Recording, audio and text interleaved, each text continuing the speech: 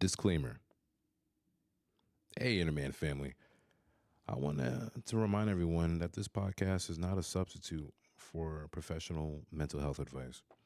We're here to start conversations, share experiences, and provide support. But if you're struggling, please reach out to a mental health professional.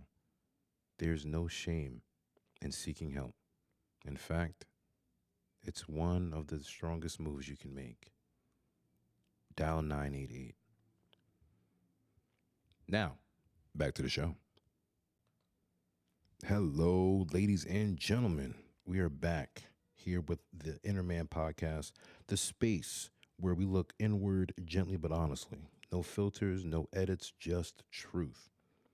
I'm your host, Quentin Bain, and today we're going to talk about something we all face sooner or later. Those heavy, messy, soul-stretching moments when life feels like it's just not letting up. Maybe you're here because you're in a rough patch, or you're exhausted from pretending you're okay, or maybe you're just looking for something real. If that's you, I'm so glad you pressed play. Today's episode is titled Hard Questions to Ask Yourself When Going Through It. And fair warning, viewer discretion is advised. These won't be comfortable, but that's the point. Let's get to it. This part is called Sitting in the Fire. There's something about pain that demands attention. It strips away the fluff, the noise, the pretending. When you're in a rough place, people love to throw solutions at you. Just be positive, at least you still have, et cetera, or it could be worse. And sure, sometimes those things are true, but sometimes what we really need isn't a pep talk. It's permission to feel, to question, to listen to ourselves. So let's start with this. Question number 1. What am I pretending not to know? It's a brutal question, but it's also freeing. Are you pretending that you're okay, that the relationship isn't hurting you, that the job isn't draining you? Sometimes the first truth we need to admit is the one we've been avoiding the longest. Ask it again. What am I pretending not to know? Question number 2. If nothing changed in the next 6 months, would I be okay? This one always hits like a ton of bricks. Because when you're stuck, time gets blurry. Days blend into each other, weeks vanish, and suddenly you realize you've been in survival mode. Now, if you've been listening to the podcast, you know about survival mode, BMS. Come on. But if nothing changes, if you stay in this job or in this relationship or in this mindset, would you be okay in 6 months? If the answer is no, that's your sign.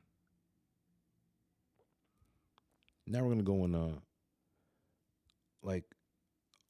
into ownership without shame. Let's be real. Not everything is our fault. But there's a difference between blame and ownership. Which brings us to our third question. What part of this do I have control over? You may not control what happened, but you can choose what happens next. Is there a conversation you need to have? A boundary you haven't set? A habit you've been clinging to that's quietly wrecking you? Control isn't about fixing everything. It's about reclaiming something. Let me run that back. Control isn't about fixing everything, it's about reclaiming something. Even if it's just getting out of bed, drinking water, turning off the phone, writing one sentence in a journal, small power is still power. Come on now. Don't make me say it. Kidlin's law. Come on. I ain't gonna say too much about it. I ain't gonna say too much about it. But then it brings me to question 4. What am I holding on to that's already gone? That's a tough one. That now I'm throwing haymakers today. I'm throwing real haymakers today. What am I holding on to that's already gone? Is it a version of the past you miss? A person who's not who you thought they were? A dream that no longer fits you? Sometimes our pain isn't from what we've lost, it's from our refusal to let it go. Sometimes our pain isn't from what we've lost, it's from our refusal to let it go. I want you to know letting go isn't failure, it's freedom. And freedom doesn't always feel good at first, but it leads you home. Now, let's talk about rebuilding. You know, let's pivot a little. You faced the fire, right? You've asked the hard questions. Now, here's where we start to rebuild. Okay. Question number 5. What would I do if I believed I was worthy?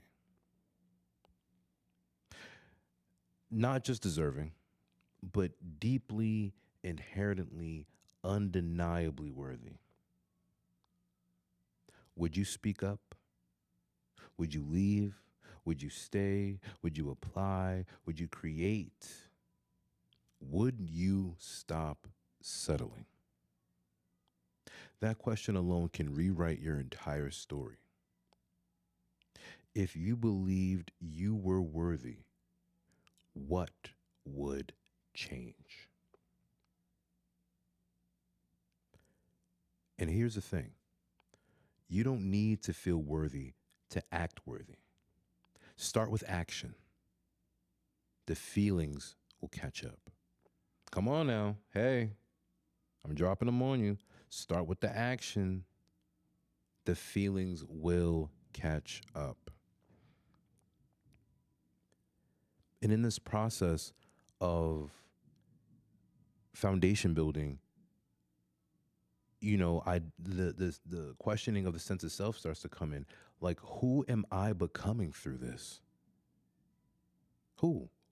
What? Because even in the middle of the mess, you're changing, evolving, expanding. You're not weak for struggling. You're strong for still being here. You, listening, you're strong for still being here in 2025. If nobody has ever told you that yet, hear it from me, Quinn Bain. You're strong for enduring. Now, this version of you, right? The one listening to a self-reflection podcast at your lowest, that's the version that's fighting. And that matters. I may not be the most professional PhD decorated in any degree. I feel I'm not decorated in that sense, but I'm seasoned by my experience of just being here. You know what I'm saying? But that's just me. And It takes a lot to even come to terms with yourself and be like, okay, you know what? I want to do this. I'm going to listen to this podcast. Maybe get some insight on some things, you know? Like, no, like, there's so much bravery in just taking a step out for yourself, stepping out of yourself for the betterment of self.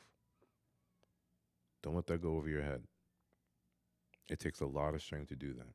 Whether it's listening to a podcast, reading a self-help book, or trying to get a better understanding of self through journaling. It all takes courage, strength, power, and it's being exhibited, you know? It all amounts to something. Nothing is for naught. Everything's for something. So now let's recap. All 6 questions that we went over today in terms of understanding and rebuilding. Number 1, what am I pretending not to know? Right? What are the things that I'm playing naive to? Number 2, if nothing changes in the next 6 months, would I be okay? Like, would the thing that's working for you now work for you 6 months later? Number 3, what part of this do I have control over? Radical acceptance. These are my cards. This is within my control. This is, outside of my control.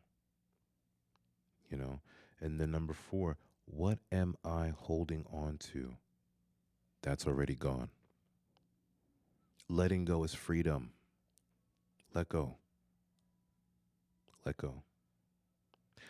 And what would I do if I believed I was worthy? Number 5. If you found yourself to be worthy, what things would you stop doing? All right. And then last but not least, who am I becoming through this? What animal, what being am I becoming? You don't need all these answers today.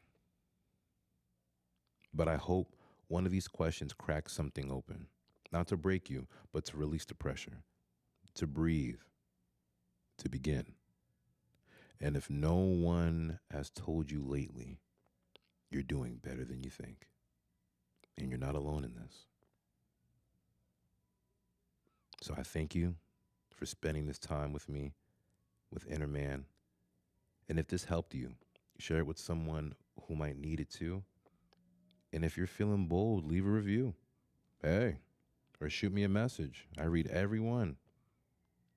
But until next time, be honest, be gentle, be human. InnerMan, Quentin Bain. We'll speak to you guys next time.